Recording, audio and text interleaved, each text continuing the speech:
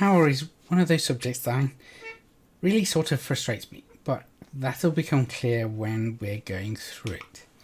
So power is the probability of correctly rejecting the null hypothesis when there's a real difference. This is 1 minus the type 2 error rate, and it's usually set to a value such as 80%. So there's a 20% chance, 1 in 5, that we will not see a difference when there actually is one. So we'll make a type 2 error. Now, power increases with sample size. So your chances of making an error and not seeing a difference as your sample size gets lesser goes down. So empirically, it's observed that power of an experiment decreases as the study is reproduced. So I mentioned that before on one of the other slides. Now, just have a think about it. Why could that happen? So that happens because the first time you experience and find a difference in an experiment is because the samples you've collected show you to have a very strong treatment effect. Now that is often just by chance. So when you repeat it for a wider range of experimental subjects, their variability tends to increase, and this will decrease the size of the effect in future samples. Because the samples will contain more diversity, then often the treatment effect reduces. So this is used actually to detect scientific fraud. If the power and the treatment effect, if the power increases, then people are making up their results as they go along. And as the treatment effect looks like it increases over time, then that is also likely that people are committing fraud. The classic example of this is twin studies and IQ, carried out by Sir Cyril Bird, who basically took his initial set of experimental results and then kept duplicating false data in to make the argument stronger. Now, the reason why I don't like power is because there's a certain amount of circular reasoning in this. To calculate the sample size for an experiment and avoid type 2 errors, you need to know the variability of your samples and the variability of your population, and the effect size, the difference between the means of the two groups. Now, how are you going to get that information? Well, you get that information by doing the experiment. But like dear Liza and a hole in my bucket, how are you going to do the experiment when you need to know what the power is to do the experiment? So doing the experiment depends on knowing the power, and you can't calculate the power without knowing the experiment. This is chickens and eggs and a circular argument, and extremely frustrating. So another way of doing this is you estimate based on past studies what kind of size of effect is going to happen.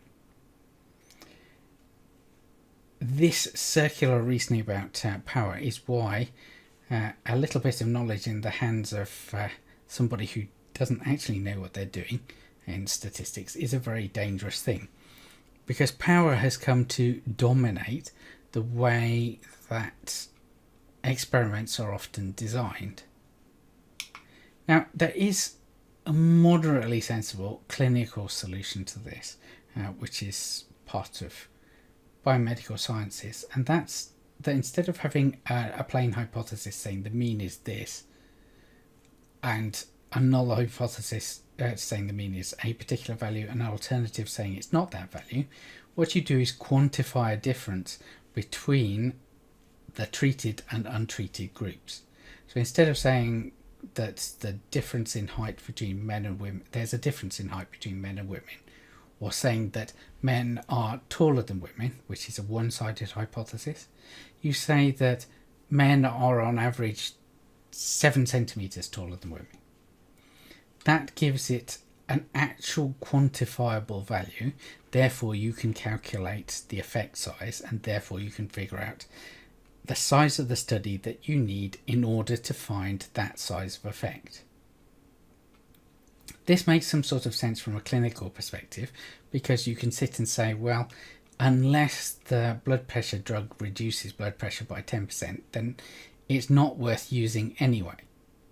So you can definitely decide when if there's a difference in height of 2 millimeters, who cares, between men and women. You can set a minimum amount where you think it really matters. So from a clinical perspective, it makes perfect sense.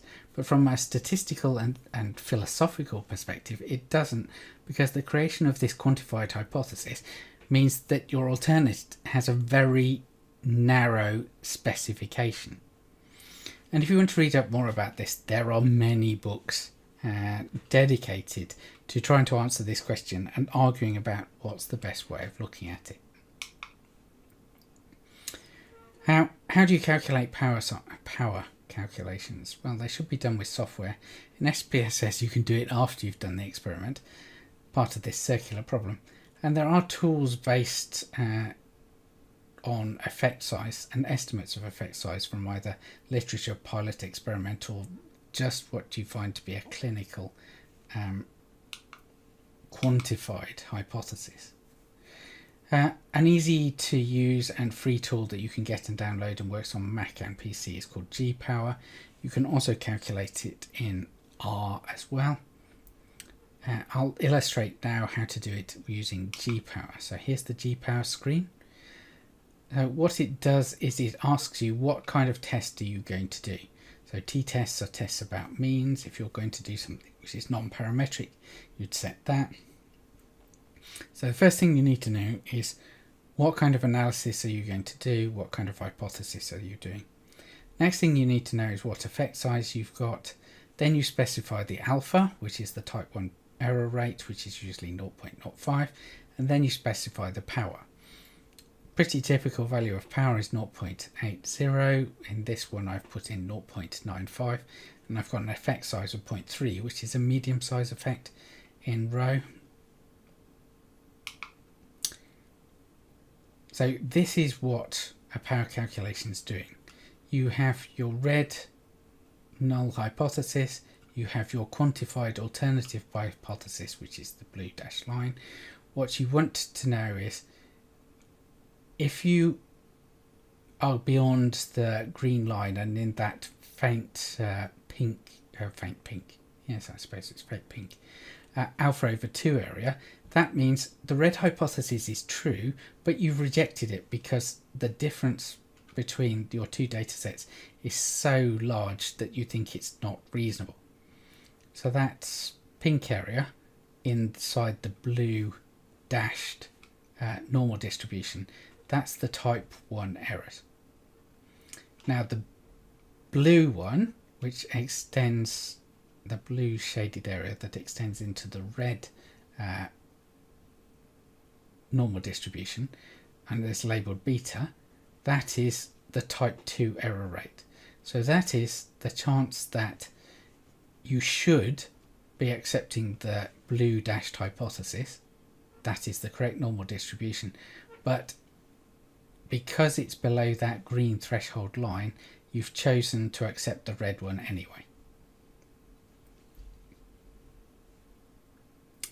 This is a two-tailed test, so the alpha is split across the two different ends. If you did a one-tailed test, then the alpha would be larger in one, whichever tail you put it. Now, I'm going to go through an example of doing power calculations and working out the sample size for a study in education. So I was on Twitter having an argument, as usual. It ended up with him blocking me, which I thought was a bit disproportionate, because we can disagree, but his view was nobody's allowed to disagree with him because he knows the absolute truth, and he's a teacher, so that's as much as you need to know. The question that we were arguing about was whether we should stream students at school. So this particular teacher who got angry with me is a very big supporter of setting and streaming students. And I think they probably worked for a very successful public school. But anyway, they were coming from a streaming perspective. Now, I went to a comprehensive school which had some elements of streaming, so we had streaming for maths and English, but a lot of the other subjects were mixed ability, completely mixed ability, so no setting at all. There is a reasonable amount of evidence that suggests that setting is not very useful, and that setting based on a single test, as a statistician, I will tell you, is a horrendously bad idea. Because there's a problem of regression of the mean. So just because you perform well in one test does not mean you're consistently going to do so. And then there's a tendency of people who do well in the first test to drop back, so your higher sets underperform. And there's a tendency for those who got lower in the first test to get better over the longer period of time, so that the lower sets will overperform. Now, educational research is a bit of a mess because of experimental design. And a guy called John Hattie has taken the outputs of all the experimental data you could find to do with experimental research, and he's done what's called meta-analyses. So a meta-analysis is when you bring together all of the different studies to build a composite effect size and try and understand the message out of all of the different studies that are on the same subject, to see if they come to some coherent message. So he calculated the effect size for mixed ability groups, so not having streaming, is minus 0.12. So it's a small negative effect on having mixed ability groups compared to having streaming in schools. So if I wish to reproduce that size of effect, how big would a study in a school have to be? So let's plop the numbers into G power. So assuming a single-sided test, which is reasonable, so I'm assuming that streaming makes students' performance improve. So I'm assuming that their mean performance, if they're set, will be higher than their mean performance if they're in mixed ability groups. I'm assuming effect size of minus 0.12.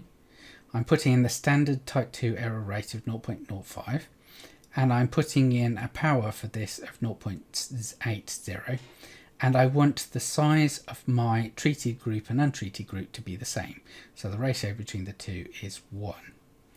So when I run through and do that calculation, it tells me that the sample size that I need for the non-treated, so that's the school students that are going to be in a mixed ability group, and the size that I need for the streamed group needs to be 860 students. So in total, that gives me a sample size of 1,720. Now, is that ever going to happen? Am I going to have a school which has 1,720 or 1,718, I've got it slightly different here, as students in a single year, where they're perfectly matched so that they have no unusual things to do with confounding variables such as gender effects? What happens if I do it in a single gender school? Is it different between art and maths and science and English? Does it matter if they're year 10 or year 11? Does it matter if I've got different teachers teaching the different groups between my 1,720 students? It is not conceivable that anyone has ever, nor will they ever in the future, carry out one of these studies. So the problem is that there's not a single educational experiment on streaming that could possibly have worked. And this is the general other problem I have with power calculations. If you look at realistic effect sizes and small effect sizes, you'd never design an experiment ever, because they would just not be feasible to do. You wouldn't have the resources to do them. So let's look at a more typical example for a final year project or a PhD. So in this case, the p-value is 0.05, the power is 80, and what do I need in terms of effect size in order to get my sample size down to 12 people. So 6 in the treated group, 6 in the untreated group. So I need an effect size of about 1.6. So if you look at the effect size slide, that is close to huge.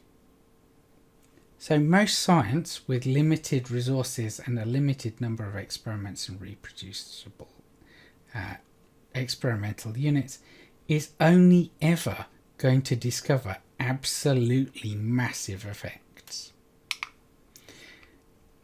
So, as I said, why does effect size decrease after the first experiments? So, if you see an effect in a small sample, then it's usually because of sampling bias and you just got lucky in that particular case, if it is a usually smaller effect than that. So in reality, across a whole population, effect size tend to be smaller than they're found in the specific experiment you did to discover it. So what happens when people reproduce things is, or try to reproduce that experiment, is lots of experiments fail to detect anything at all. But if we repeat experiments with bigger samples, you usually find that there is an effect there, but never as significant as the original one. And the other thing that's missing from the literature is experiments that didn't detect any sort of difference whatsoever.